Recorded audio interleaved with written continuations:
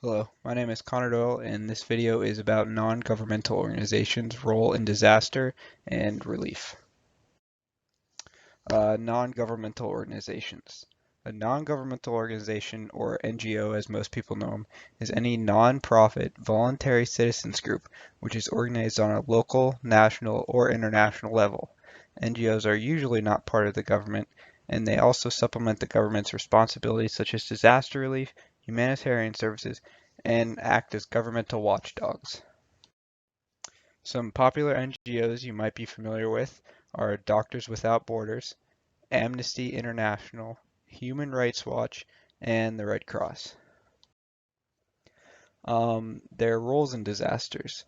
Some services provided by NGOs in disasters are emergency health care to people who are wounded, temporary shelter for those who lose their house in the disaster or their living conditions, community reconstruction to help rebuild, and mass feeding. An example of an NGO in a disaster relief. For these slides, I'm going to use the American Red Cross. And one of the most famous instances of the American Red Cross's role in disaster relief are Hurricane Katrina, Rita, and Wilma. Now, these hurricanes affected over 4 million people and caused $81 billion in damages. The American Red Cross received $2.2 billion in donations and used $1.9 billion in the first response phase only.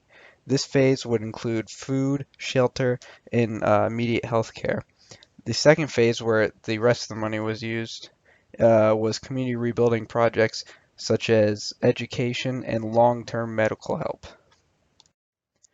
The importance of NGOs. An NGO's job in a disaster is to supplement the government's relief process and provide extra services to the community. When an NGO comes in, they tend to not be the ones in charge. Their job is to help the community out where the government is lacking the available resources to do so. NGOs are majority volunteers, and because of this, they involve many members of the community that was affected. This allows the community to get back on their feet and focus on rebuilding. NGOs are able to focus on the relief process and can provide relief faster than government agencies sometimes due to the fact that they are private, so they don't have to deal with politics as much, and it's just a streamlined process. They foster innovative thinking and creative professional standards, and this will spill over into the governmental sector um, as they figure out new and better ways to incorporate disaster relief into the everyday planning and prevention of disasters.